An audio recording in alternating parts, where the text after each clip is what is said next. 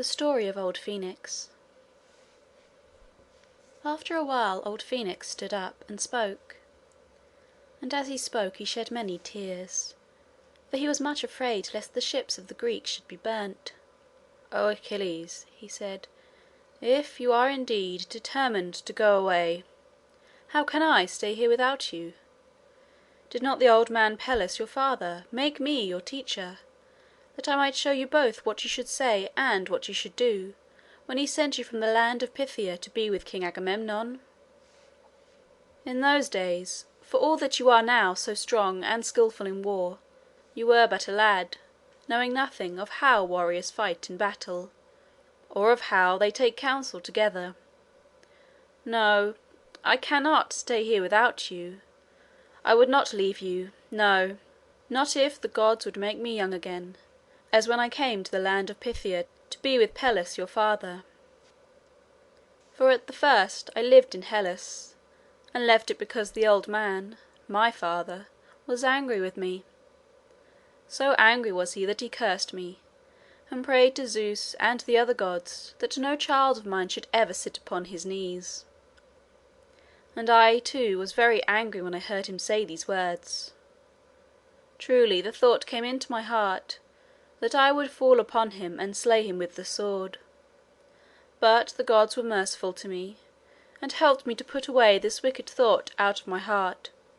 So I gave up my anger, for I could not bear that men should say of me, 'See, there is the man who killed his own father.' But I was determined to go away from my father's house, and from the land of Hellas altogether. Then came my friends and my kinsmen, and made many prayers to me, beseeching me that I would not depart. But I would not listen to them. Then they would have kept me by force.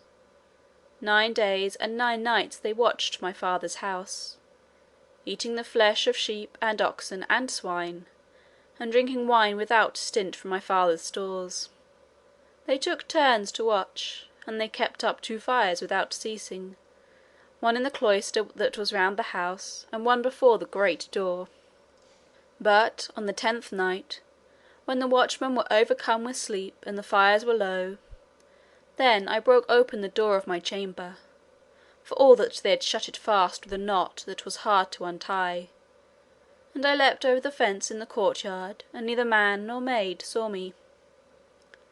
So I escaped, and fled from Hellas, and came to Phthia to the old man Peleus your father.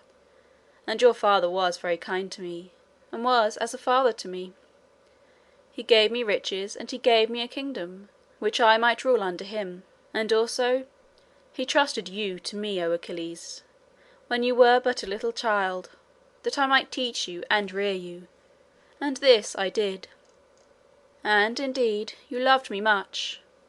With no one but me would you go into the hall or sit at the feast.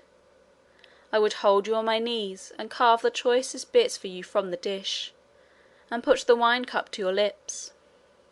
Many a time have you spoiled my clothes, buttering out the wine from your lips, when I'd put the cup to your lips. Yes, I suffered much, and toiled much for you, and you were as a child to me, for a child of my own I never had. And now, I pray you, listen to me. Put away the anger in your heart, even as I put the anger out of mine. It is not fit that a man should harden his heart in this way. Even the gods are turned from their purpose. And surely the gods are more honourable and more powerful than you. Yet men turn them by offering of incense, and by drink offerings, and by burnt offerings, and by prayers. And if a man sins against them, yet can he turn them from their anger. For indeed, prayers are the daughters of Zeus. They are weak and slow of foot, whereas sin is swift and strong, and goes before, running all over the earth, and doing harm to men. But, nevertheless, they come after, and heal the harm that sin has done. If, therefore, a man will reverence these daughters of Zeus, and will do honour to them when they come near to him, and will listen to their voice, they will bless him and do good to him. But if a man hardens his heart against them, and will not listen to their voice, Then they curse him and bring him ruin. Take heed, therefore, O Achilles, that thou do such honour to these daughters of Zeus as becomes a righteous man, for it will be well for you to do so. If indeed King Agamemnon had stood apart and given you no gifts, nor restored to you that which he took from you, then I would not have bidden you to cease from your anger, no, not to save the Greeks from their great trouble. But now he gives you many gifts, and promises you yet more, and has sent an embassy to you, the wisest and noblest that there are in the whole army, and also dear friends of yours. Refuse not therefore to listen to their words. Listen now to this tale which I will tell you, that you may see how foolish a thing it is for a man, however great he may be, to shut his ears when prayers are made to him. Once upon a time there was a great strife between the Aetolians and the men who dwelt near to Mount Curum, and the cause of the strife was this. There was a great wild boar which laid waste to all the lands of Clydon, where the Aetolians dwelt. And Melegar, who was the king of the land, sent for hunters from all Greece, and they came from far and wide, bringing their dogs with them, for the beast was so great and fierce that it was not an easy thing to kill, but there was need of many hunters. Now among those that came was Atalanta, the fair maid of Arcadia. And when the beast was killed, then there was a great quarrel as to who should have the spoils, that is to say, the head and the hide. For Melegar gave them to the fair Atalanta, and when the brethren of his mother took them from her, then he slew them. But when his mother, Althea by name, heard that her own brethren were dead, then she cursed him, yea, even her own son.